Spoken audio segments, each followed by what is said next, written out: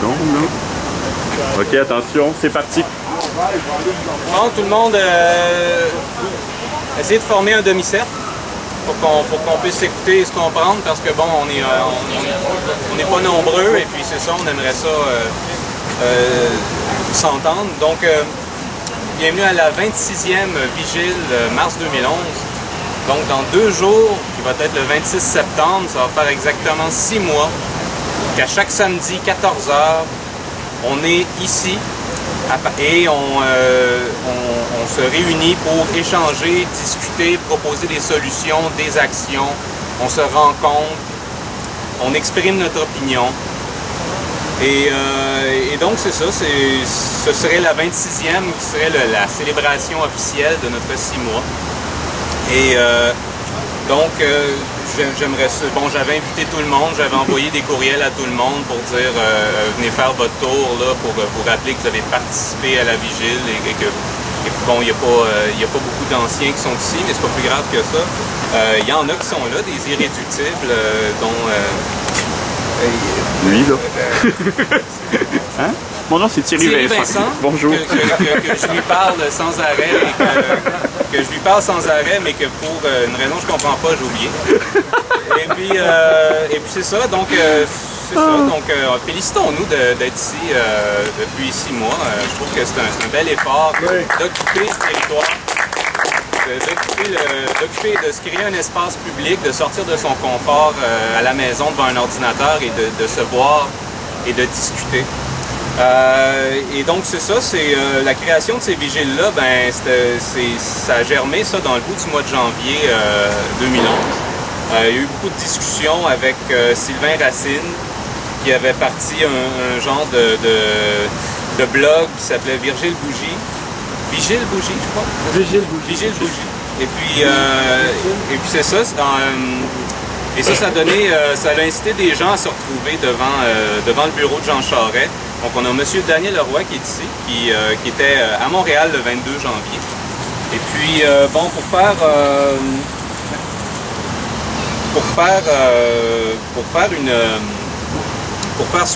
donner suite à ça, il y a Luc Archambault et Denis Julien Québec qui ont décidé de lancer une tradition de vigile citoyenne hebdomadaire à chaque samedi 14h à la place du peuple souverain. Ils appelaient ça Opération Vigile du samedi.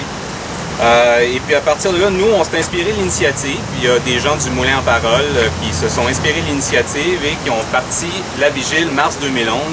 La première vigile a eu lieu le 26 mars 2011 et vous pouvez aller regarder ça là, sur le site web. Il y a encore un montage de cette première vigile et un petit texte en dessous qui décrit un peu le nombre de gens qui étaient là et tout. Donc nous, ce qu'on tente de créer depuis 6 mois, c'est une tradition québécoise historique. On demande à tous les villes et villages du Québec de créer leur propre vigile à 14h à un lieu de mémoire. Et ça a porté ses fruits. À Mont-Saint-Hilaire, il y en a une depuis le 2 avril. Il y en a eu une pendant un temps à Cowansville. Il y en a une à Gatineau depuis le 21 mai 2011. Et donc c'est ça, on invite tous les petites villes et villages d'en partir une, là, proche de l'hôtel de ville ou proche d'un lieu de mémoire. On vous invite à créer vos propres vigiles et de vous unir dans la rue. Et donc on est disponible pour vous supporter à trouver de l'inspiration et à vous unir et à créer vos propres vigiles. Donc ce qui est important, c'est que ce soit à chaque samedi à 14h à un lieu de mémoire collective. Donc une vigile n'est pas un spectacle. Personne n'y vient pour divertir ou pour se faire divertir. En tant que citoyens et citoyennes du Québec, nous avons tous un rôle à jouer. Celui de veiller, de surveiller et de tenir nos gouvernants à l'œil, de nous rencontrer, de nous parler et de nous imaginer autrement. Donc mars 2011 vous invite à prendre la parole, participer activement à un exercice démocratique citoyen de base de manière physique et réelle, sortir du confort de votre maison, utilisez cette tribune citoyenne non censurée et diffusée sur l'Internet pour exprimer votre point de vue, dénoncer une situation et proposer une solution ou une action. Le Québec doit changer et ce, dès maintenant. Nous sommes arrivés à ce qui commence. Donc, aussi aujourd'hui, ce qu'on fait, vu qu'il y a le mouvement 24 septembre et les Intercitoyens qui organisent une grande manifestation devant les bureaux de Jean Charest, donc on va tenter de faire une double vigile. Alors, les gens qui sont ici au Champ de Mars, justement, on a décidé de faire ça 1 heure à l'avance pour être certain d'avoir le temps de se retrouver devant les bureaux de Jean Charest. Donc, ce qu'on vous demande, c'est venez prendre la parole, essayez d'être bref et concis. Il n'y aura pas vraiment de débat parce qu'on veut quand même être là-bas à 1 heure pour être capable de répéter l'exercice devant les bureaux de Jean Charest. Et puis, et donc c'est à peu près ça. J'oublie-tu quelque chose? Non, bonne vigile tout le monde. Et là, la structure, c'est simple. C'est au début, il y a les discours, les allocutions. Si quelqu'un a quelque chose à lire devant le monde ou un discours de préparé, il peut venir s'exprimer. Et ensuite, il y a la parole libre. Donc, bonne vigile tout le monde. Merci. Ah oui. Ah. Mon nom, c'est Charles Hamel. J'oublie tout le temps de me nommer Charles Hamel.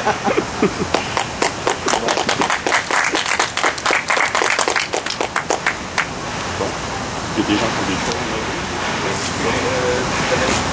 Okay. Bonjour, mon nom est Daniel Roy. J'aimerais profiter de l'événement d'aujourd'hui pour vous demander si vous aimeriez signer une lettre ouverte qui demande la destitution ou la démission de Jean Charest. Je vais juste vous lire le premier paragraphe. Compte tenu des actualités faisant état de votre mauvaise gouvernance de l'État du Québec, M.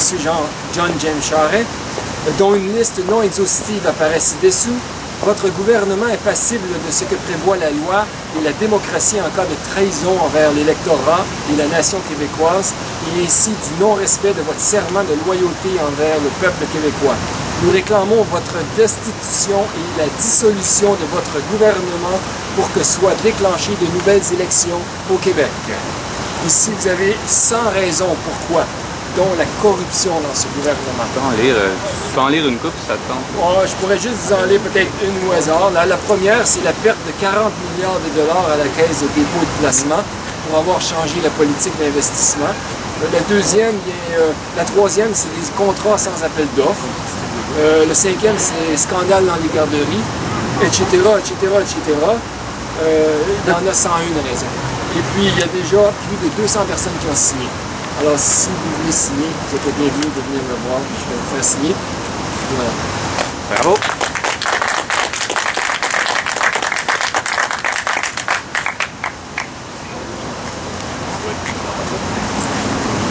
Moi, j'ai quelque chose, mais ça peut être long et un peu long.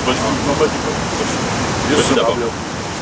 Donc, personne d'autre a un texte ou un discours super concis? Ben, c'est pas plus grave que ça, donc place à la parole libre. Je sais pas comment. Ah, ok. Ça va être pour vous. C'est juste un petit discours. Okay, bah, bonjour à tous, c'est Pablo. J'ai réfléchi cette semaine et puis je vois que Jean Charest et Pauline Marois sont de bonnes nouvelles pour le Québec en tout cas. Parce qu'il faut entrer en crise pour se réveiller. Je viens de m'apercevoir que le Champ de Mars c'était un lieu où les gens prennent la parole. Historiquement, et je savais pas que Nelson Mandela se présentait même ici. Voilà. Ah, ben, tu viens de me l'apprendre. Non, oui, c'est ça. C'est juste que en regardant la télé et dans une société de consommation, on peut savoir des choses comme ça. Et aujourd'hui, je viens de l'apprendre aussi, en lisant les panneaux. Puis c'est ça, c'est juste pour vous dire qu'il y a un nouveau parti qui s'appelle Option Nationale. En tout cas, je ne vois pas la division des votes, comme disent les gens. Je vois des gens qui sont écurés. Mettons comme moi, que j'ai vu le Québec comme un pays tout de suite, pas dans 10 ans, pas de mettre la souveraineté dans un congélateur, comme on dit. Non, non, moi je suis pressé, s'il y a un rêve, je peux mourir sans voir mon Québec, le pays. De toute façon, j'apprends toujours mes enfants de continuer de lutter. Pas pour une simple province, parce qu'il faut savoir que c'est comme province. De où est-ce que ça vient ce mot?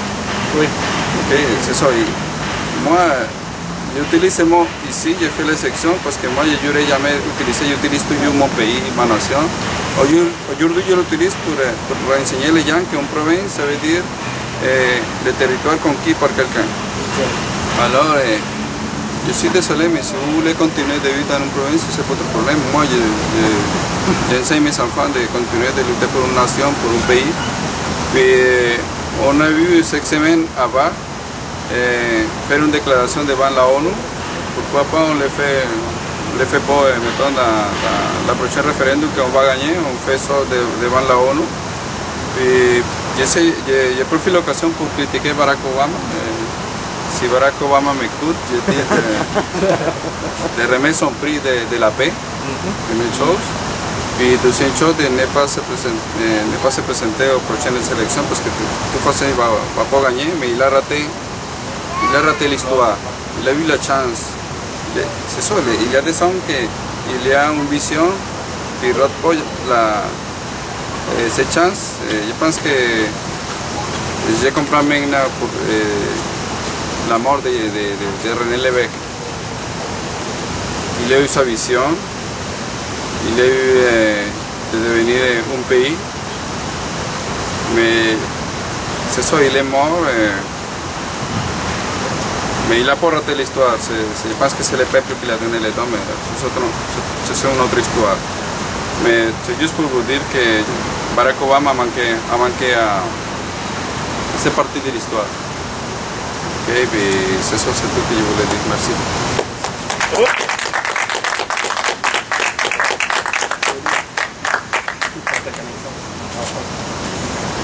Bon, je vais improviser quelque chose parce que ce que je pensais lire, je pense, va être trop long et trop tard quelque part. Moi, ce dont j'aimerais vous parler... Il faut que tu te nommes. Ah, pardon, Thierry Vincent. Je vais m'en rappeler. Oui, tu vas t'en rappeler, c'est bien. Donc, moi, j'aimerais vous parler de la peur. Parce que, bon, on a souvent sorti cet argument-là pour dire qu'il ne faut pas faire peur aux gens, la peur est dangereuse, les gens vont aller se cacher chez eux, vont rentrer chez eux et tout. Moi, je pense que parler de la peur est nécessaire parce que dans toute action qui demande de se transcender un peu, il faut avoir peur et passer par-dessus. Et avoir peur, c'est une manière d'aiguiser ses sens pour sentir le danger, sentir qu'est-ce qui nous menace et sentir qu'est-ce qu'il y a autour de nous. Tout artiste qui n'a pas le trac quand il monte sur scène, il a des chances de rater sa shot. Quelqu'un qui a un démineur qui doit défaire une bombe et tout, s'il n'a pas peur, c'est là que ça explose. Je pense que on parle sans arrêt de la peur, mais pour dire non, il ne faut pas en parler, il ne faut pas avoir peur, il ne faut pas faire peur aux gens, il ne faut pas faire de choses comme ça. Je pense que c'est normal d'avoir peur et c'est normal de dire il faut avoir peur, il faut transcender sa peur, aller au-delà de ça et aller plus loin que ça. Et je pense que c'est le minimum de conscience qu'il faut avoir pour se lancer dans les actions et dans les entreprises dans lesquelles on va se lancer. Même si le Québec devient indépendant de la manière la plus pacifiste possible, on va être un pays après. Donc, on va être sur la scène mondiale, donc on va avoir un rôle à jouer. Donc, il va falloir qu'on prenne des décisions d'un niveau qu'on ne mesure pas en ce moment. Donc, il faut apprendre à, comment je peux dire, à domestiquer sa peur d'une certaine manière, mais il faut apprendre surtout, c'est ça, à la transcender, et c'est ça le courage pour moi.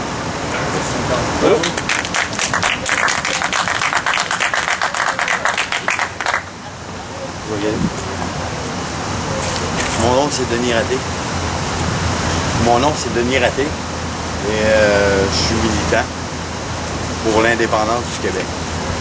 J'ai écrit un article qui s'intitule « Le Québec est un prisonnier politique ».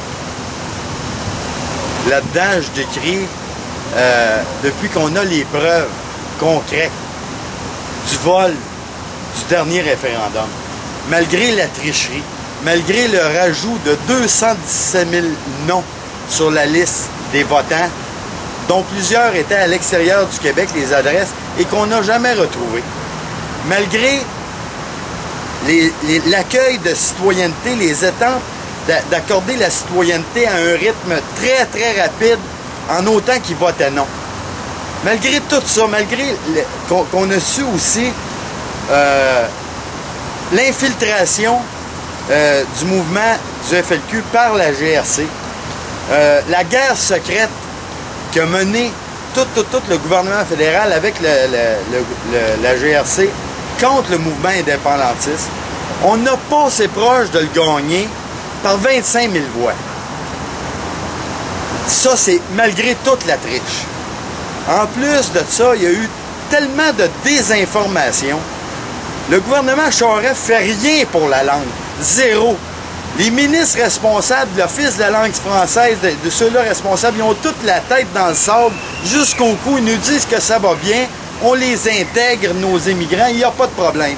Ils nous catapultent 50 000 immigrants par année, puis le critère qui était important avant pour rentrer au Québec, la connaissance minimum du français ou le désir de l'apprendre n'est plus nécessaire. C'est l'anglicisation à outrance à travers le Québec, surtout dans Montréal, où ce qu'on est déjà minoritaire, et ses environs, Laval. Depuis qu'on sait tout ça, non seulement le Québec était déjà pris en otage dans la Confédération, qui nous ont rentrés dans la gorge, comme toute la machine de propagande fédéraliste et provinciale aussi maintenant, nous ont rentré le bon Jack dans la gorge le 2 mai. Ils vont essayer de nous rentrer dans la gorge Legault le prochain coup. On l'a vu, ils nous le présentent déjà comme étant le futur premier ministre. Moi, je vous dis qu'on n'est pas seulement pris en otage, sans aucune possibilité de libération conditionnelle, parce que ça appartient au fédéral, mais on est un pays qui est un prisonnier politique. Et moi, je vous dis, libérons-nous. Et ça presse. Merci. Bravo. Si vous me permettez, j'aimerais féliciter M. Raté pour ce magnifique discours. Je crois que nos politiciens devraient parler comme ce M. Raté, afin de nous réveiller. Bravo.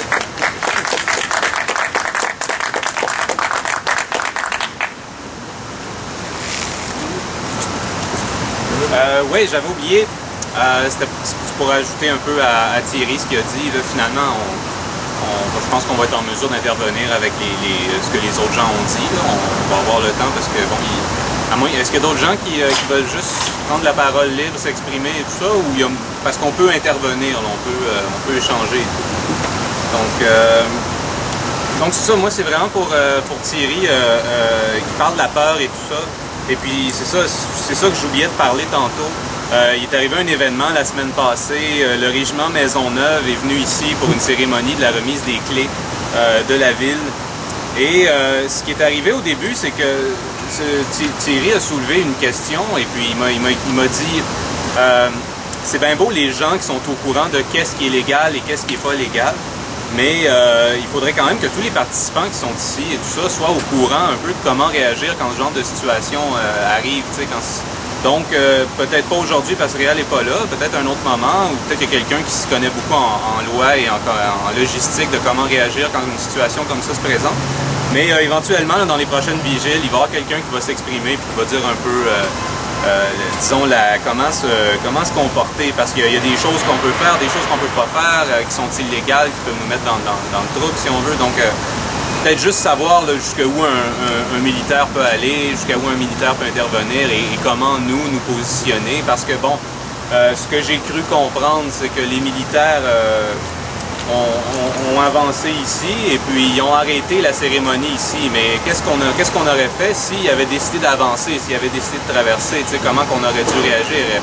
Moi, c'est certain que après 6 mois d'occupation, j'aurais pas voulu me déplacer, j'aurais pas voulu me tasser puis dire allez-y, passez, bienvenue chez vous, t'sais. Donc, je crois que c'est des petites choses comme ça qu'on va discuter peut-être à la prochaine vigile, avoir un genre de petit résumé de comment réagir à ce genre de situation-là.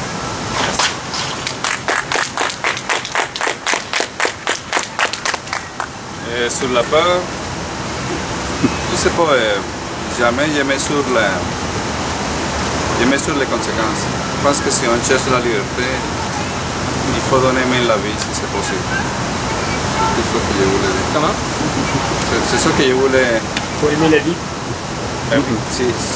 Même si on cherche la liberté, il faut donner la vie, mais, parce que moi, j'essaie de comprendre les anciens personnes québécois qui ont lutté pour devenir, que le Québec devienne un pays.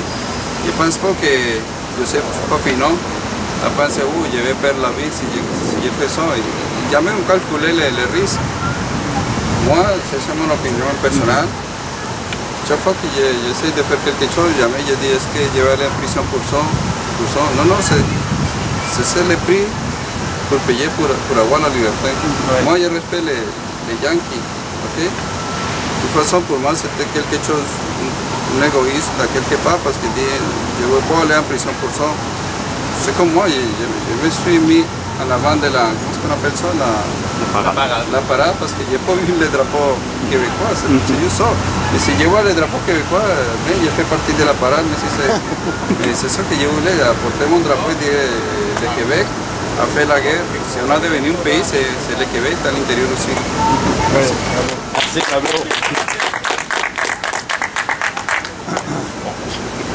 Tu vas faire... Hein? Ton affaire quand on se lance, soit qu'on le fait à moitié, soit qu'on y va. Bon, il y a ça, mais non, mais c'est ça. Ben, Pablo, tu poses une question très importante et très intéressante et très fondamentale dans notre identité et de ce que c'est le Québec. J'ai lu un texte il y a 2 semaines sur la reddition de Montréal et il y avait justement cette opposition-là entre Lévis et le marquis de Vaudreuil. Le marquis de Vaudreuil qui était responsable de la colonie à Montréal et Lévis qui était un militaire de carrière. Et tu as vraiment c'est symbolique, là, mais tu as vraiment l'opposition entre les deux forces. Lévis a dit, l'anglais, on est 3000 contre 30 000. Ils veulent pas capituler, on essaye de faire une capitulation où on conserve notre honneur, où on peut pouvoir continuer la guerre en Europe. Ils veulent même pas ça. Ils veulent nous prendre nos armes, ils veulent pas nous considérer comme des soldats loyaux et honorables et tout ça. Donc nous, on se retire à l'île Sainte-Hélène, on se bat jusqu'au bout. Et puis, tant pis, on s'en fout, on va tous se faire tuer, mais tant pis, on va avoir conservé notre honneur. Et Vaudreuil, qu'est-ce qu'il dit? Il dit, non, la colonie doit être protégée, j'ai des colons ici, j'ai des familles, s'il y a des représailles, tout le monde va se faire massacrer. Et c'est cette tendance-là qu'a pris le Québec. Et c'est cette tendance-là qu'on a depuis 2 siècles et demi. Et il faut le savoir, il faut transcender aussi cette espèce... C'est un conditionnement extrêmement fort, c'est la survie avant l'honneur. C'est tout faire pour survivre à long terme. Et c'est comme ça que le Québec fonctionne de manière globale et générale. Je ne parle pas des indépendantistes forcenés, convaincus. Je parle de l'ensemble de la population. L'ensemble de la population a ce réflexe-là. Il faut le savoir, ça. Il faut le dire à la population. Vous avez ce réflexe-là. Il faut démonter ce réflexe-là. Mais je suis d'accord que, bon, il faut des gens qui y aillent et qui le fassent, mais c'est ça, ça dépend des gens, ça dépend des choses comme ça. Moi, personnellement, quand je vais me lancer contre un soldat, c'est vraiment que je vais avoir l'impression d'être rendu, je sais pas, on pourrait discuter longuement là-dessus et puis voir qui a raison ou pas, mais c'est ça, Charles me rappelait, c'est une ligne que j'avais dit, c'est que il y a 2 choses. Si c'est une action politique, il y a une espèce de jeu avec la police. C'est-à-dire que la police va nous permettre de faire telle chose, va pas nous permettre de faire telle chose. La parade qui est là, bon, il y a eu des rires, bon, c'est ça, il y a eu quelques personnes qui ont trouvé ça comique, qui ont trouvé ça drôle. Même les soldats. Hein? Ben, les soldats aussi, il y en a qui trouvaient ça drôle aussi. Je sais pas si les officiers ont trouvé ça drôle. Toi, tu étais avec le drapeau, tu avais 2 soldats en treillis qui se sont approchés de toi. Il y a des questions comme ça. Si les soldats en treillis s'étaient attaqués à ton drapeau, nous, il aurait fallu qu'on fasse quelque chose. On n'aurait pas pu laisser faire ça sans réagir. Là, parce que là, on jouait dans les symboles, puis on jouait dans toutes sortes de choses. Mais qu'est-ce qui s'est passé? On ne savait pas qu'ils s'en venaient, ils ne savaient pas qu'on était là, on s'est retrouvés face à face, on s'est regardés, ils sont partis. Mais il aurait pu arriver n'importe quoi, là. Il aurait pu arriver n'importe quoi. Et la chose que je veux dire aussi par rapport à ce que Charles Fortin disait sur les règles du jeu, oui, il y a les règles du jeu. Oui, bon, la police va tolérer qu'on aille jusqu'à telle ligne, puis bon, va pas permettre tel genre d'action. Mais il reste que il faut quand même être comment je peux dire, l'idée selon laquelle 120 personnes armées de baïonnettes ne peuvent pas être un danger pour 30 personnes qui se trouvent face à elles. Je veux dire, c'est sûr que si tout le monde respecte les règles, puis qu'il n'y a pas d'accident, puis qu'il n'y a pas de problème, puis qu'il n'y a pas de dérapage, ça n'arrivera jamais, il n'arrivera jamais rien. L'armée a l'ordre de ne pas attaquer la population, elle ne peut pas attaquer la population. Mais il aurait suffi effectivement que l'officier qui dirigeait la parade dise, bon, ben, c'est des gens, on va continuer à avancer, puis on va les tasser tranquillement, et que nous, on décide de dire non, vous ne bougerez pas, pour que ça puisse déraper dans tous les sens aussi. Il faut juste être conscient de ces affaires-là. Il faut juste je sais pas, on peut débattre là-dessus et puis préciser la pensée. Se placer les pieds avant de s'embarquer dans quelque chose. Ben, il y a ça, il y a l'idée, ben, comme Pablo le dit, c'est une question d'absolutisme aussi, c'est-à-dire que si on se bat pour les libertés, on se bat pour les libertés, puis allons-y à fond, là. Mais en même temps, ben, c'est ça, est-ce que aussi toute action doit être faite, comment dire, de manière direct et tout, sans stratégie, sans voir comment ça se joue à un autre niveau. Qu'est-ce qui serait passé? Bon, par exemple, si l'armée nous était rentrée dedans, est-ce qu'au niveau de la population puis du message serait donné, est-ce que ça aurait été le moment génial où tout le monde aurait dit « Oh mon Dieu, l'armée canadienne a fait du mal à des indépendantistes, donc on vire tous indépendantistes » ou ça aurait fait « Oh, il y a quelques énervés qui ont osé insulter l'armée canadienne, tant mieux pour eux ». C'est ça aussi, il y a des questions stratégiques, des questions d'image, des questions de... Ça se joue à toutes sortes de niveaux. Et malheureusement, l'ensemble de la population n'est pas à ton niveau d'absolutisme sur la liberté parce que, encore une fois, c'est un conditionnement historique extrêmement profond qu'on a. Et il y a un travail d'éducation à faire sur l'ensemble de la population pour leur apprendre justement ces valeurs-là. Et on a un grave problème au Québec là-dessus.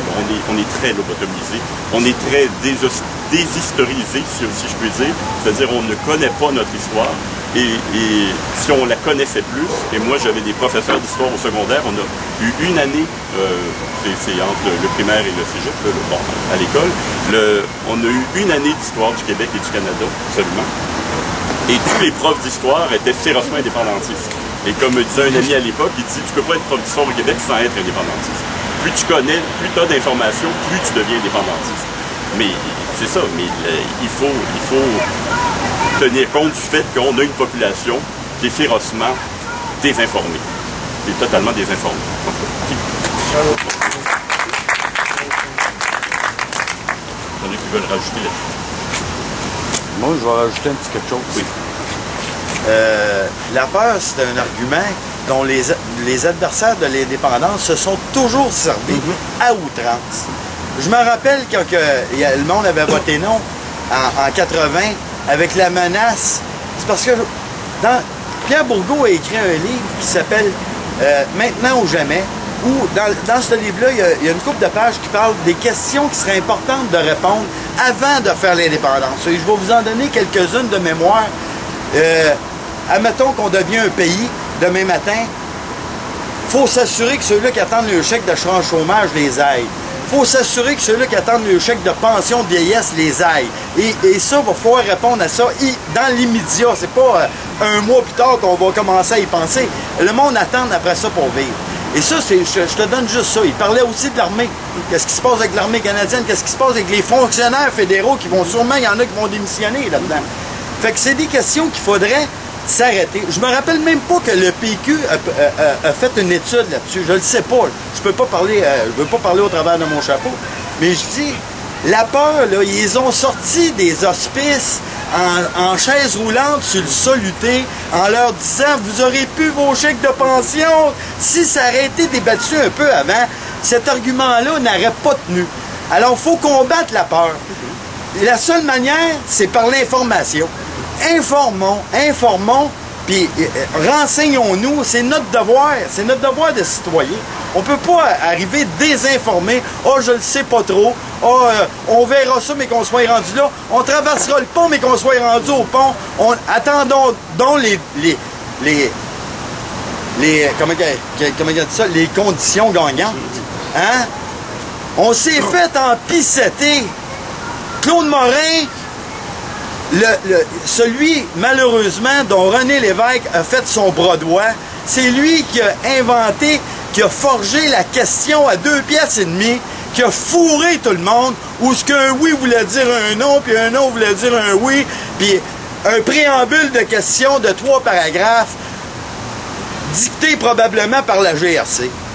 C'est dommage, mais calif, on se l'est fait voler notre pays. Il faut se réveiller. C'est sûr que c'est pas Charest qui va nous défendre là-dessus et qui va vouloir faire une enquête. On le sait, il n'en fera pas d'enquête. De toute façon, la police a même dénoncé ça. Ils travaillent tous pour lui. Jamais personne dans le gouvernement va être condamné. Jamais. Ils l'ont dit. Ça n'arrivera pas, les condamnations politiques, parce que le politique dicte la conduite des policiers. Et les policiers, eux autres, ils ont eu les augmentations de salaire en premier, puis ils vont être là pour défendre le système, qui est malheureusement aujourd'hui, le système, c'est maintenir le désordre établi. C'est leur mandat. Fait qu'il faut pas s'attendre à de cadeaux, ni de l'ONU. Je m'excuse, Pablo. Quand l'ONU, là, quand il y a eu le référendum ici, là, il y a un représentant de l'ONU qui est allé voir M. Chrétien et qui a dit, vous auriez pas dû accepter ça qu'il y ait un référendum au Québec. Et ça s'est fait. Alors, regarde qu'est-ce qui se passe avec la Palestine aujourd'hui. Faut vraiment là, sortir la tête du sable, mais solide. Que l'Office de la langue française dorme au gaz de schiste, c'est une affaire. Que les autres dorment au propane, c'est une affaire. Mais c'est notre responsabilité à nous autres de se la sortir la tête du sable. Bon. Ouais. Merci. Bravo. Bravo. Bravo.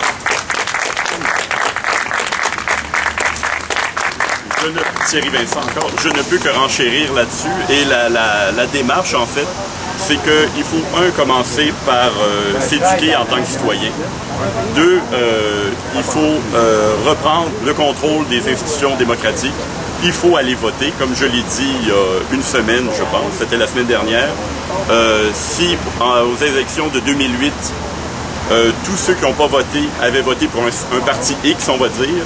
Ce parti X-là aurait eu 123 comtés sur les 125 au Québec. En ce moment, c'est ceux qui ne votent pas qui contrôlent le pays. S'ils votaient pour quelqu'un, c'est eux qui contrôleraient. Pour revenir sur l'idée de la peur et des réponses, c'est évident qu'il faut avoir, avant de se lancer dans le référendum, une idée très claire de ce que c'est le Québec indépendant. Et c'est évident que c'est ça qu'il faut décrire et qu'il y a tout un chantier à faire sur l'élaboration du Québec indépendant, de décrire à quoi ça peut ressembler et de le présenter à la population. Moi, j'ai eu des discussions après l'élection du 2 mai et les gens ont dit, là, le référendum, s'il y en a un troisième, dites-nous à quoi ressemble le Québec pour lequel on voterait. Parce que là, voter pour, bon, on va le savoir le lendemain du référendum à quoi ça ressemble. Il y a des limites à ça. Là, on est rendu au point où il faut avoir un portrait extrêmement clair de c'est quoi un Québec indépendant, c'est quoi les valeurs d'un Québec indépendant. Et à toutes les réponses que vous avez dit, il faut avoir des réponses à ça. Il y a plein d'autres aussi. Moi, je soulève souvent la question, quel est le rapport des Québécois indépendants avec les Autochtones qui sont au Québec? Il y a toutes ces choses-là à travailler et à développer. Sur la question de la peur, je reviens là-dessus, c'est un argument qu'on nous sert sans arrêt, ben retournons-le contre nos adversaires. La peur, oui, nous avons peur et nous la transcendons et nous passons au-delà de la peur et nous sommes capables de la contrôler. Donc l'argument de la peur, ben oui, c'est normal d'avoir peur. On se lance dans quelque chose de nouveau, mais on ne fait pas quelque chose qui va nous dominer, qui va faire qu'on va rentrer dans notre trou. C'est ça la question. Et je sais plus, j'ai perdu le fil, j'avais d'autres choses à dire, mais vas-y Charles. T'as rien à dire, ben là. Continue. Ben continue, je peux pas continuer à les finir. Je vais continuer jusqu'à... Bon. Est-ce qu'il y a d'autres gens qui ont quelque chose à dire ou Des gens qui aimeraient prendre la parole. qui aimeraient prendre la parole ou parler? Oui. Moi j'aime. Oui, je sens que oui. Non, Oui. mais je pourrais vous poser une question à vous. Ah ben oui, allez-y, posez-moi une question puis je vais répondre. Le cadre qu'on peut donner, c'est que vous présentez pour la question. Ben c'est ça. Bon ben, posez votre question, là, je réponds. Anonyme. Oui, allez-y. C'est ça, mais c'est que plusieurs, on veut pas comme l'immigration aussi a un impact sur toute la question des valeurs du Québec, la séparation, avoir un pays, etc. Puis j'imagine que plusieurs immigrants arrivants, ils comprennent pas nécessairement ça. Et puisque vous parlez déjà de la peur, qu'est-ce que vous pensez qui serait, comme vous avez parlé des relations avec les Autochtones, mais aussi... Les immigrants. Oui, exactement. Ben ça, on en a, il y en a été question la semaine dernière, à la vigile de la semaine dernière. Et bon, on n'a pas toutes les réponses de toute façon à tout ça, mais ce qui est clair, c'est qu'on désinforme les immigrants, beaucoup, et qu'on leur annonce qu'ils vont arriver dans une certaine condition. Ils arrivent ici, mais Pablo en parlait beaucoup, il en connaissance de cause, et ils arrivent ici et ils se retrouvent dans une situation à peu près inextricable souvent, et souvent ne réussissent pas à trouver des emplois dans les domaines dans lesquels ils ont étudié, et alors qu'on leur avait promis qu'ils trouveraient des emplois dans les domaines... bon. Alors, il y a une espèce... Et on était arrivé à la conclusion qu'il y a une espèce de manipulation qui se fait, et qu'on se sert de l'immigration pour noyauter un peu le fait français. Et ce que j'expliquais, c'est que moi, on m'avait appris à l'école quand j'étais petit, que je ressors cet exemple-là parce qu'il est clair qu'un Polonais qui voulait aller immigrer et aller coloniser l'Ouest canadien, parce que l'Ouest canadien au 19e siècle est en train de se développer, son billet coûtait aussi cher que pour un francophone de Montréal. Donc, on privilégiait que ça soit presque autant les Polonais qui viennent, parce qu'on ne voulait pas que les colons français s'étaient éparpillés un peu dans l'Ouest, et on voulait absolument les noyer dans une masse d'immigrants, que ce soit les Polonais, les Irlandais, beaucoup de gens comme ça. Et ça, c'est quelque chose qui fait partie de notre histoire. On a souvent utilisé l'immigration pour dans le cadre de la guerre à la francophonie ou des choses comme ça. Bon, et Pablo le disait, et je suis d'accord avec son point de vue, là, même s'il y avait des points de vue contrastataires, le problème, c'est pas tant le nombre d'immigrants qui viennent par année que l'encadrement qu'on offre. Par exemple, il y avait les COFI qui existaient à une époque où on francisait de manière systématique les immigrants qui venaient, ou en tout cas on les orientait vers la langue française le plus possible. Et oui. C'est quoi qu'est-ce que c'est l'abréviation pour quoi? Oh mon Dieu, je m'en rappelle plus. Centre de l'Office de quelque chose francisation. L'intégration des immigrants. L'intégration des immigrants. Francisation des immigrants peut-être. Centre officiel. Non, je ne le dirai pas parce que je ne sais pas. Alors l'acrostiche, je me rappelle plus. Mais c'est sûr que sur la question de l'immigration, les immigrants tombent au milieu d'une guerre larvée et d'une guerre froide entre un pouvoir anglais et un pouvoir français, et qu'ils servent un peu de chair à canon dans cette chose-là. Et c'est juste qu'il faut... Et nous-mêmes, on avait avant des offices du Québec ouverts un peu partout, qui ont été fermés depuis, mais qui ont été fermés par le gouvernement péquiste. Alors ça, c'est notre problème personnel. Mais il y a tout un travail où il faut faire une contre-guerre de l'information, si vous voulez. Là. Ouais. Il faut réussir à dire aux autres pays, écoutez, la situation au Québec, c'est ça. Là. Si vous pensez que vous arrivez dans telle situation, on vous ment. Et on vous ment pour des raisons politiques et de manière systématique. Et nous, je pense, je sais pas, je parle en mon nom, je vais vous parler au nom de personne d'autre. Moi, c'est la question de la langue qui est épidermique. C'est ça que j'allais dire, parce que avec la loi 101 qui fait d'imposer, si vous voulez, aux immigrants d'apprendre le français, le résultat d'une telle chose, c'est moi personnellement, quand je suis arrivée ici, je ne parlais pas du tout la langue. Puis ça, c'est une des choses qui va permettre aussi aux immigrants de pouvoir s'intégrer de plus en plus. Puis je crois aussi, comme vous avez dit exactement, le fait d'expliquer ce qui se passe réellement et de ne pas se cacher derrière un beau soleil, puis expliquer la réalité. Puis voilà. Et donc c'est une question d'éducation. Oui. C'est l'éducation.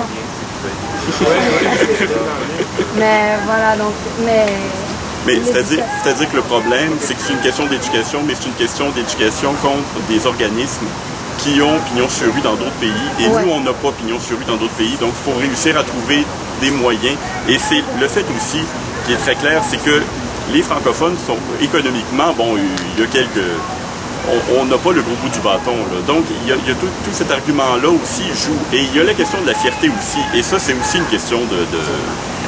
Nous sommes, jusqu'à un certain point, opprimés. On est des oppresseurs aussi, mais on est opprimés aussi.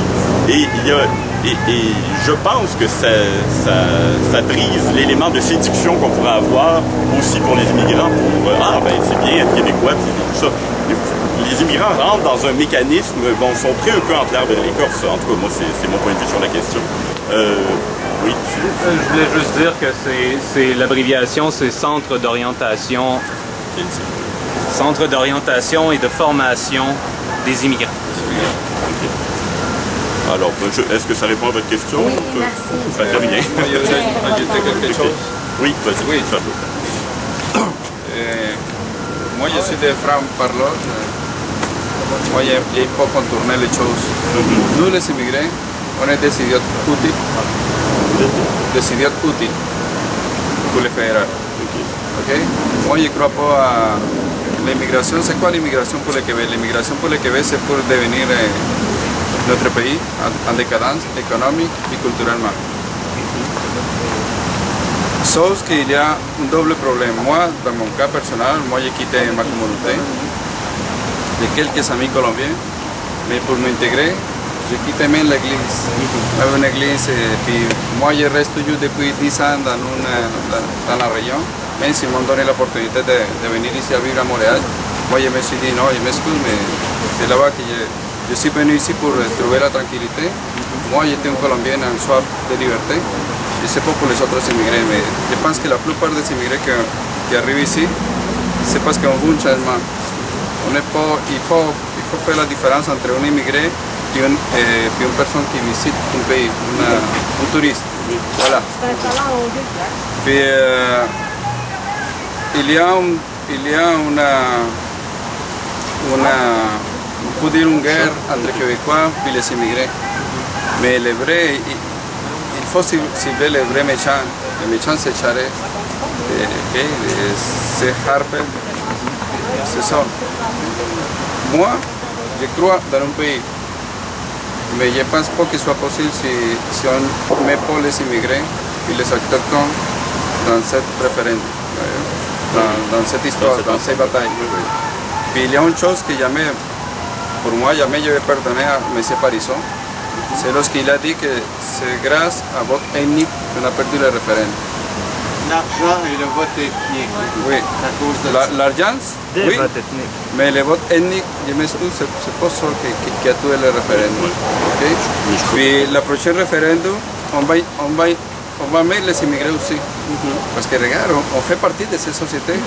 Moi, je me considère québécois d'origine colombienne, mes enfants aussi. Okay? À quoi ça sert apprendre le français? Moi, je suis à l'université Laval et tous les textes que je dois lire sont en anglais. Hein? Moi, personnellement, j'ai envoyé mon fils à Alberta, pas Alberta, Gatineau, à Ottawa. Non, ok. Pour apprendre l'anglais. À la maison, je parle espagnol, seulement espagnol, je m'excuse, je ne parle pas français à la maison, c'est espagnol, c'est ma culture. Okay? Et dans les affaires, je parle français. Je viens de manquer un mot parce que c'est ça, la langue, c'est quelque chose que jamais on va l'apprendre, on l'a tout de jour. Puis ce matin, à 1 heure, à 12h30, je me souvenais pas un mot, il m'a dit, dis-moi en anglais. C'est une erreur qu'ils font les Québécois. Non, non, parle-moi seulement en français. Alors c'est ça, c'est tout le monde que, c'est la faute des immigrés, c'est la faute de la société québécoise, c'est la faute de Harper, de tout le monde. Mais il faut cibler les vrais ennemis, puis c'est ça que je voulais parler dans le micro.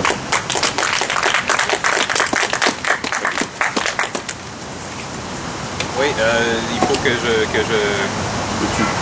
je travaille fort pour enlever l'ennemi en moi qui fait que je demande je demande si la personne préfère s'exprimer en anglais. Parce que l'affaire, c'est que moi, je suis né, puis mon père, la première chose qu'il a faite, m'a installé devant la télé en anglais. Fait que j'ai appris l'anglais comme ça. Je veux dire, et puis après ça, dans mes nombreux emplois, j'ai eu à parler anglais. Fait que c'est parce que dans le fond, c'est un réflexe. Parce que c'est les deux seules langues que je connais, parce que je connais pas beaucoup l'espagnol, etc., etc.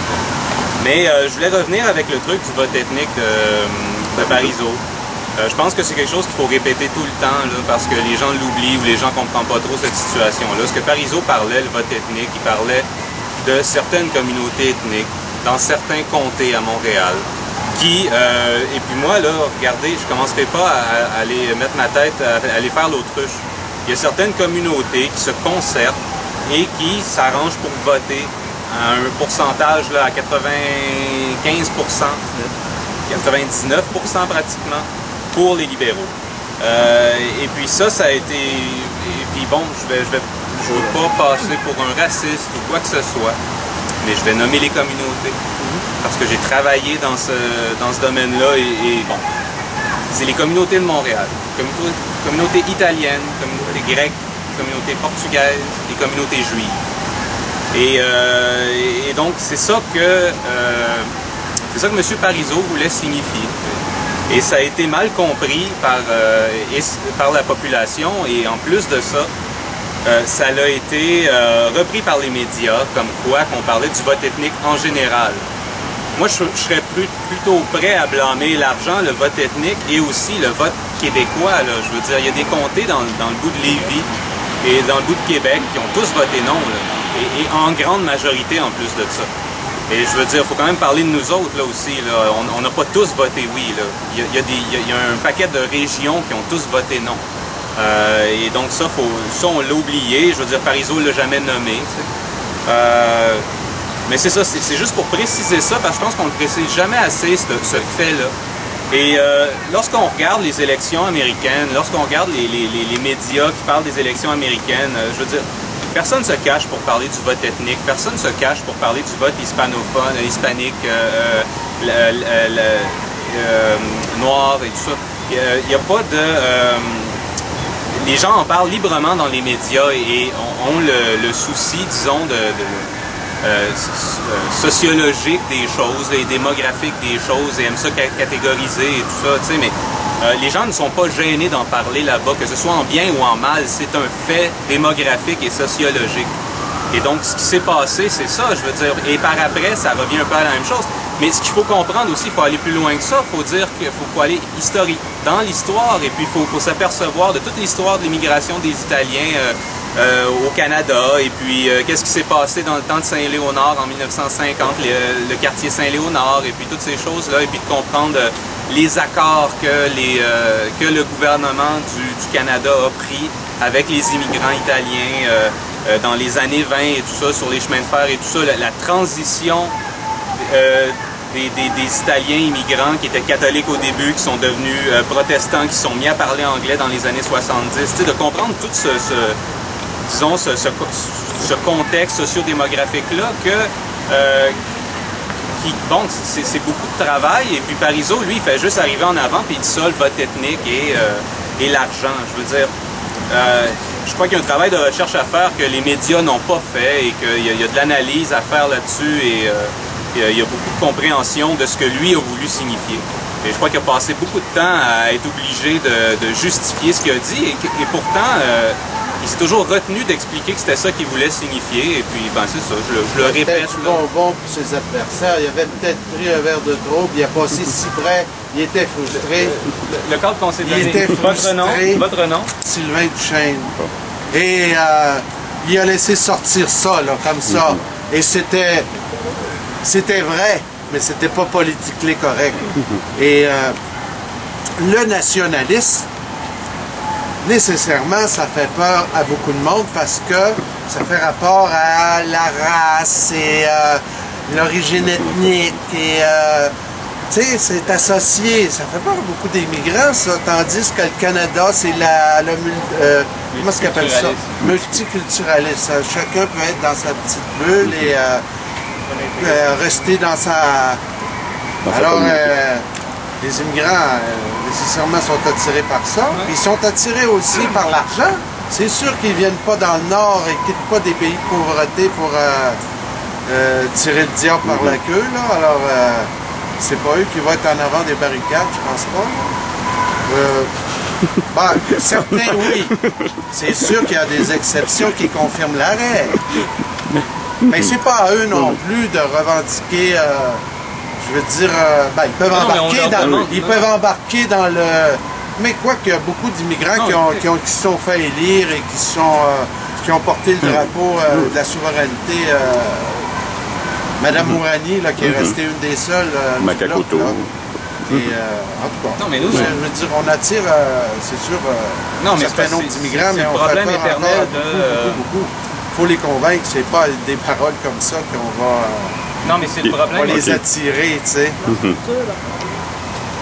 C'est le problème éternel de voulez-vous pousser en québécois ou voulez-vous pousser en canadien? Et puis on pose cette question-là parce que justement, on n'a jamais réussi à régler la nation, l'idée identitaire, et etc., etc. Moi, je sens que c'est ça, là. Et ce qu'on réalise, c'est que les gens ont le choix. Moi, je suis arrivé souvent et puis j'ai dit, ben regarde, parce que moi, je suis né de génération en génération et puis j'ai pas le choix. Je veux dire, je suis québécois parce que je suis né québécois. Et je rencontre un immigrant et je lui dis, toi, tu as le choix de décider de pousser comme un Canadien ou de pousser comme un Québécois. C'est difficile de me mêler de ça. Mais ce que je dis, c'est que regardez, c'est pas compliqué, c'est que si tu veux pousser comme un Québécois, si tu veux bâtir un pays, si tu comprends l'idée que le peuple québécois a besoin d'avoir un pays et une identité propre, eh bien, je vais répéter ce que Falardeau a dit, tu es le bienvenu, tu sais. Mais si ça ne te touche pas, ça ne te concerne pas, tu te sens pas concerné, tu peux choisir, tu te lèves un matin, tu décides d'être fédéraliste et le lendemain, tu décides d'être séparatiste, c'est que ça vient pas te chercher viscéralement, tu sais. J'ai cette impression-là, moi, c'est que ça vient pas te chercher viscéralement, tu peux choisir, tu sais. Mais ce qu'on demande, nous, c'est est-ce que tu as envie de participer à un projet de société? Est-ce que tu as envie de comprendre l'idée qu'un peuple, ça fait 400 ans qu'il se bat, et de prendre un risque, évidemment, pour avoir un pays? Et là, je veux dire, c'est là qu'est tout le débat, à mon avis.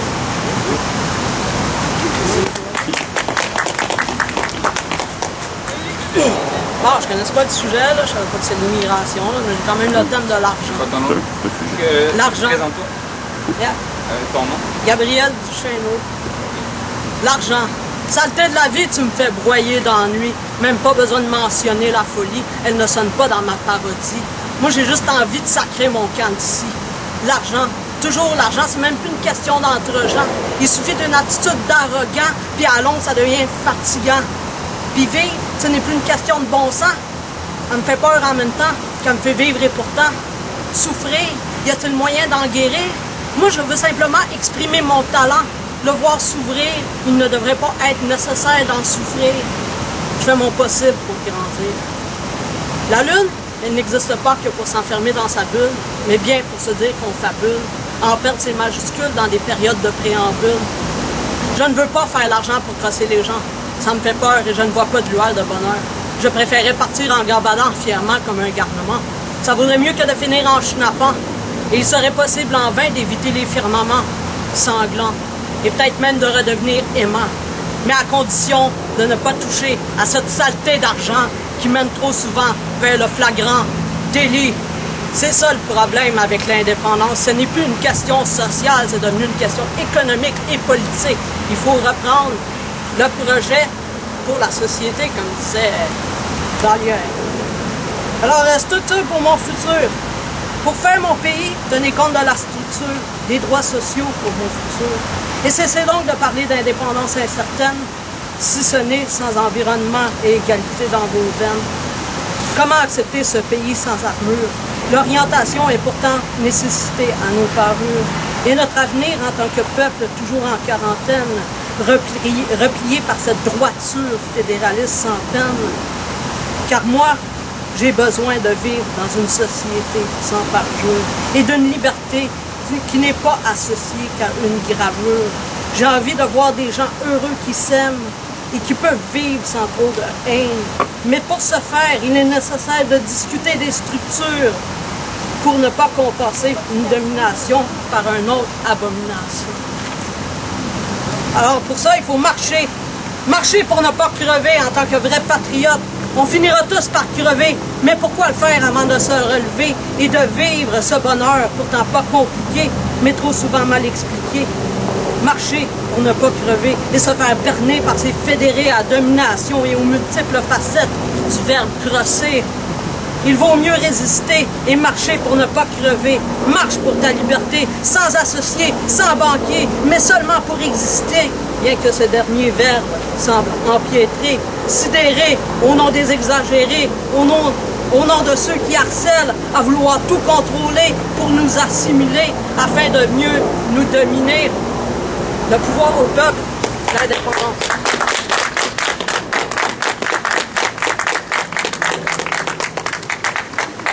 Les Québécois, un rapport à l'argent, ça change parce que... Oui. Je pense que les Québécois ont été pauvres, Sylvain Duchesne. Je pense que les Québécois ont été pauvres porteurs d'eau longtemps. Maintenant, il y en a quelques-uns de plus en plus qui sont banquiers ou financiers. Il s'est créé une dans élite. l'histoire des provinces pauvres et des pays pauvres, tous ceux qui ont eu accès à l'argent ont vécu dans la corruption.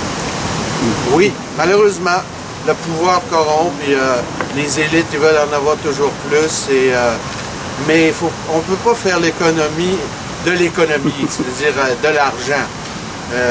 Ton discours, c'est exaltant et c'est rêver, c'est sortir des contingences et de se libérer. Tout le monde rêve de ça, d'avoir un jour de gloire et le jour de l'indépendance où tout le monde va se réjouir. Mais pour arriver là, je pense qu'il faut convaincre tout le monde qu'on en a les moyens.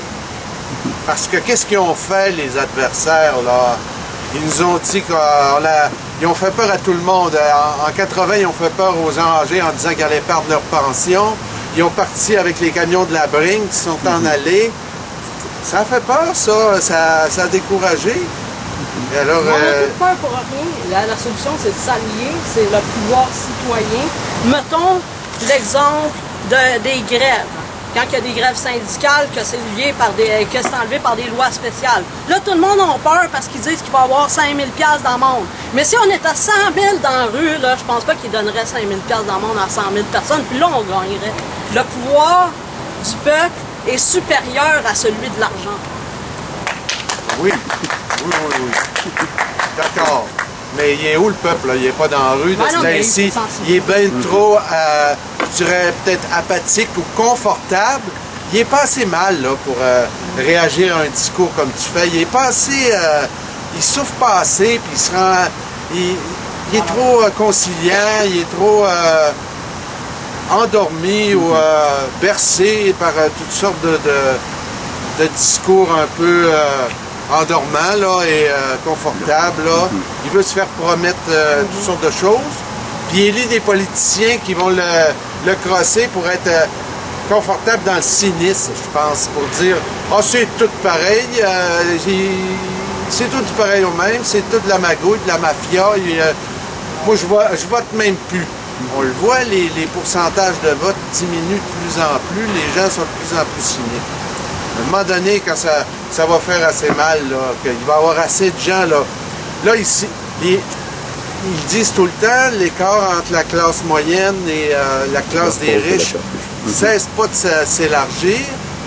Puis là, ils vont plus chercher dans les poches des compagnies ou ils vont les chercher dans la poche de la classe moyenne et ils vont couper les services.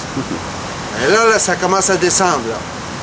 S'ils prennent la classe moyenne, coupent les services, à un moment donné, là, il va arriver où là, peut-être que le peuple, là, il va être dans la rue, puis il va prendre la... Le problème, c'est la structure capitaliste. Les gouvernements, ils en profitent autant que la mafia. Les gouvernements, ils sont nommés au nom du capital. Exactement. Maintenant, c'est les grandes compagnies, les grandes corporations qui font du chantage. J'écoutais un reportage là, sur la crise des subprimes. Il y avait une femme, là, dont j'oublie le nom dans le reportage, qui avait annoncé ça, qui avait prévenu M. Greenspan, qui s'appelait le grand patron. Là. Puis lui, il était venu là, pour dire « Ah, il n'y a pas de danger. » Tout le monde était enthousiaste, ça marchait, ça marchait. Elle était... Quand il l'a appelé là, dans son bureau, il y avait 10 banquiers qui disaient « Arrêtez là ». Elle a démissionné en fin de compte. Mais elle a eu raison. 10 ans plus tard, tout s'est écroulé. Puis Greenspan est venu dire, ben, ça a marché pendant 40 ans. Moi, je pensais que ça allait marcher tout le temps. J'ai eu tort. J'aurais dû réglementer les marchés, mais il ne l'a pas fait. Puis ça va se reproduire. Les marchés ne sont pas réglementés. Les banquiers siphonnent. Les riches siphonnent. Ça va se reproduire, là. C'est ce que je peux dire. Merci. Moi, je me considère como parti du peuple. Parce que un jour j'ai dit jamais je donnerai le don au peuple. Mais je pense que la révolution se fait mal à cause de ça. Amir Kadir, René Lévesque sont tous des politiciens qui m'ont fait rêver. Je suis un politique de gens comme lui. Mais il y a tant pas le peuple qui me lise. J'utilise l'espace public pour éduquer la population. Mais si un jour j'arrive au Parlement, je vais agir de toute ma liberté et je vais inspirer le peuple à faire une révolution. Mais ce qu'on fait maintenant, c'est faire une révolution pour faire monter, mettons, Hugo Chávez. Pour moi, Hugo Chávez, c'est pas le porteur de rêve de Simón Bolívar, c'est faux. C'est pas vrai. Qu'est-ce qu'il a fait? Il a fait une révolution et il fait la même chose que les Yankees. Il utilise la grosse l'argent pour acheter des armes. Pourquoi faire une révolution avec des armes, avec de l'éducation? C'est comme ça. Alors, trompez-vous, pour créer une révolution, il faut nommer des gens, pour que ces gens créent une révolution, comme le fait maintenant Amir Kadir. Moi, je répète, je ne suis pas Québec solidaire, parce qu'ici, on met la partisanerie à côté. Mais moi, j'aime beaucoup, j'adore la façon comme Amir Kadir fait la politique. Même si je ne suis pas d'accord dans quelques aspects de Québec solidaire, mais c'est quelqu'un extraordinaire. Merci. Thierry Vincent qui revient. Ben c'est ça. L'histoire avec Amir Kadir aussi, c'est qu'Amir Kadir, il peut faire de la politique extraordinaire parce qu'il est tout seul de son parti. Donc, il a les coups des franches et il n'est pas pris avec le pouvoir ou avec la ligne de parti ou des choses comme ça. Sur la question de l'argent et du vote ethnique, moi, ce que j'aimerais dire, j'ai eu beaucoup de conversations avant le référendum de 95 et je pourrais presque... Parizeau, c'est ça, le problème, c'est qu'on a été gâtés par René Lévesque qui nous a fait des grandes phrases dans la défaite. Si j'ai bien compris, vous me dites à la prochaine fois, et dans la victoire, j'ai jamais été aussi fier d'être Québécois et tout ça. Donc, on s'attendait, après la défaite du référendum de 95, à avoir une grande phrase de Parizeau, puis ça a fait un peu couette, je pense.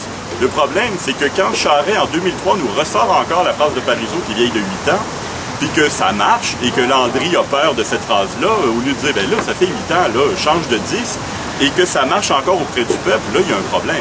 Et ce que je voulais dire par rapport à cette déclaration-là, et ça, c'est un truc personnel, c'est que Parizeau, ce qu'il faut savoir, c'est que en 95, tout était prévu sur le plan économique, tout était prévu sur le plan diplomatique, tout était prévu sur le plan militaire, et le seul bout, je trouve, qui n'a pas assez poussé, c'est au niveau de la propagande pour vraiment nous en mettre encore plus. Et il perd. Et par presque rien. Moi, personnellement, j'aurais pardonné de se mettre tout nu et de courir sur la scène. Là. Je veux dire, il aurait pu faire n'importe quoi, je lui pardonne. T'sais, ça fait 40 ans qu'il travaille d'arrache-pied, qu'il nous montre la caisse de dépôt et de placement. Il a tout prévu. Le président de la France allait appeler le président américain dès que le vote du oui passait. Les régiments québécois avaient parlé aux régiments canadiens du Canada, de l'Ontario. Tout le monde... Tout était prévu. Il y avait des leviers pour tenir 5 ans en autarcie si le Canada essaie de couper les livres. Il y avait des leviers économiques pour dire au Canada, niaise-moi pas parce que je peux te couler. C'était effrayant la machine qui est en place en 95. Ça tombe. Là, le gars est comme, oui, il a peut-être pris un coup, oui, n'importe quoi, mais moi, en tout cas, tout ça pour revenir, je digresse un peu, c'est que moi, ce que j'ai senti dans les conversations, c'est qu'il y avait un groupe ethnique qui était le groupe de l'argent.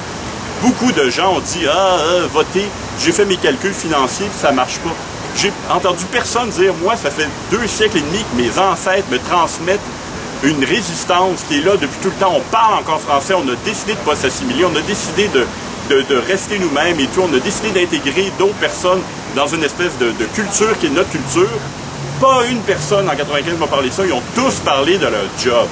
Et ils ont tous parlé de leur job, que de toute façon, ils ont sans doute tous perdu ou ils ont changé de job 3 ans après. Mais c'était comment, je peux pas faire ça à mon patron, il faut que je vote non parce que il y a la question de l'argent. Et la question de l'éducation et tout, c'est que effectivement, on vit dans le gras encore, peut-être pas pour longtemps, il faut faire attention à ces questions-là. On a peut-être encore le luxe pour le moment de prendre conscience et de dire, OK, on a encore de la marge de manœuvre, on peut faire ça sans trop souffrir. Est-ce qu'il faut vraiment, est-ce que c'est notre culture judéo-chrétienne qui veut ça, est-ce qu'il faut vraiment qu'on soit dans la marge jusque-là pour commencer à bouger?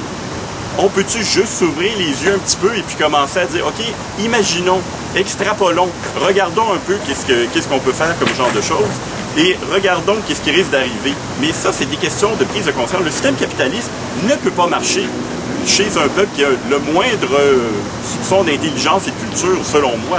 Le système capitaliste, c'est une invention des humains. Quand on oppose l'écologie à l'économie, et que l'écologie, je suis désolé, c'est des lois naturelles, que s'il n'y a plus d'oxygène, puis s'il n'y a plus d'eau, puis s'il n'y a plus d'affaires comme ça, on crève tous. Puis là, on oppose à ça un jeu qu'on s'est inventé entre les humains pour se répartir la richesse et se répartir et faire en sorte que la bouffe qui pousse arrive sur les tables. Et c'est tout. Et c'est ça, l'économie. C'est juste une état de conception humaine. Hein? Tout à cause de l'agriculture. Ben oui, c'est ça. Non, mais il faut partir de l'agriculture et arriver là. Mais je veux dire, c'est une conception humaine, c'est pas une loi de la nature, l'économie. C'est un code. On peut-tu prendre du recul par rapport à ce code-là, en changer les règles et tout?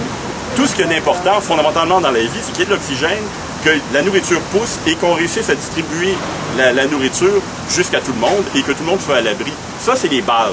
À partir de là, on peut y aller dans n'importe quelle direction. On va tous rouler en bicyclette. Ben, on peut rouler en bicyclette et ça fait partie des choses, mais ce que je veux dire, c'est que quand Charest nous ressort le mot magique sans arrêt, économie, donner des jobs et que tout le monde tombe à plat ventre et dire, OK, des jobs, boum, je tombe à plat ventre là-dessus, il y a un manque de recul, il y a un manque d'imagination, il y a un manque de culture, il y a un manque de conscience à la base. C'est ça, bon, je m'arrête. Non, mais quand vous entendez... Juste, tu t'appelles 2 secondes. Qui va on a 2 premiers ministres. Ah, oui. Là, on a 2 premiers ministres qui sont des mercenaires pour ceux qui veulent exploiter les gaz de schiste. Et 2 premiers ministres qui ont été pour l'indépendance, Lucien Bouchard et Boisclair. Oui. Sauf que Boisclair n'a jamais été premier ministre, il a été chef du parti. Ah oui. Bon, détail, là, mais bon. Oui, mais ça, bon, ça c'est l'autre chose aussi. C'est le carriérisme de chacun, puis les affaires comme ça. Et c'est pour ça qu'il faut pas s'attacher non plus à des personnalités, parce que les gens, tu sais, à un moment donné, tu sais, Lucien Bouchard, pour moi, il a été un héros pendant la crise du verglas, et c'est tout.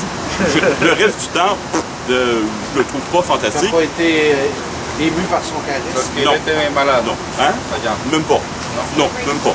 Et le pire de la carrière de Bouchard pour moi, c'est pas le fait qu'il adhère au gaz de schiste, c'est son discours de démission. Ça, c'est la pire horreur que j'ai jamais entendue de ma vie.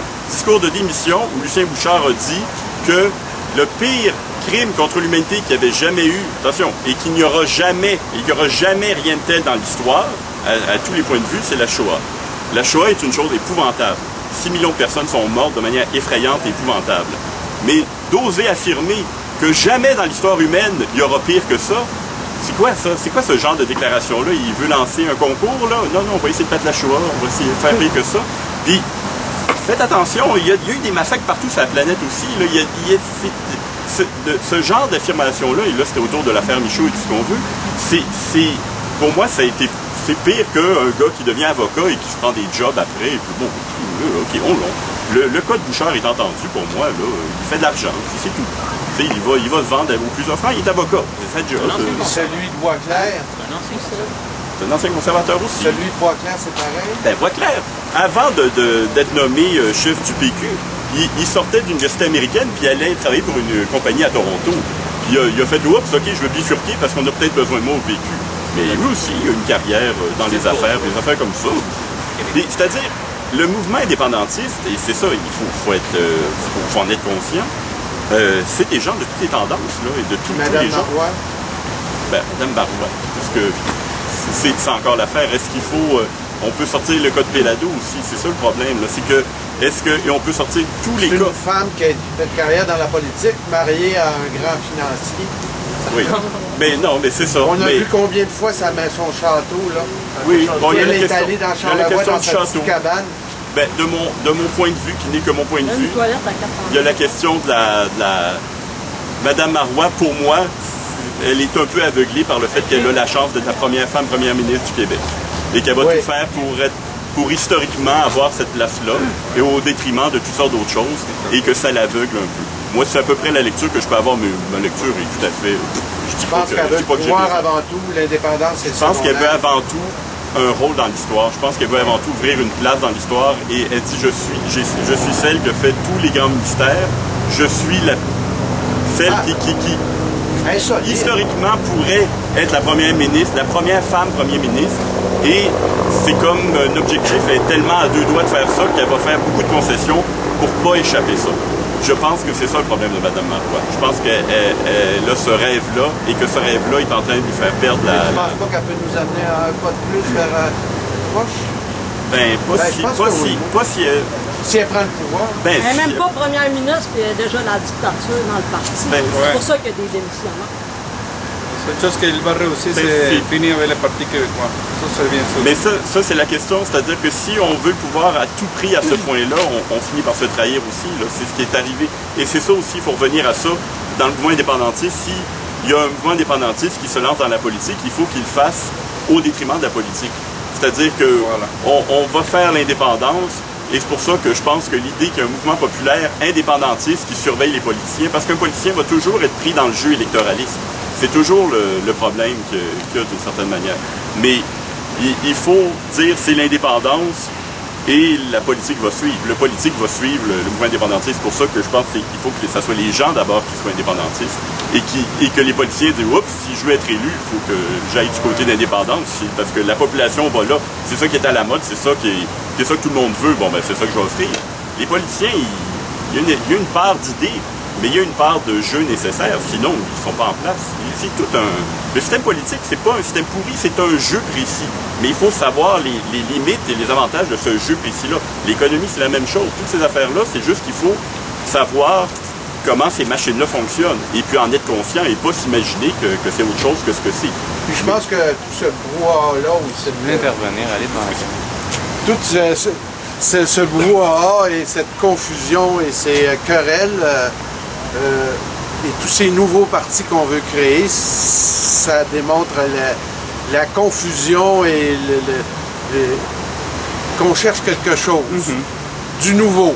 On l'a vu avec le nouveau Parti démocratique. Il y a des gens qui étaient en Floride qui se sont fait élire et qui veut dire, les gens, moi je faisais du sondage pour dans le quartier de comté de Gilles-Duceppe, puis les gens nous disaient oui, on va voter, on va voter.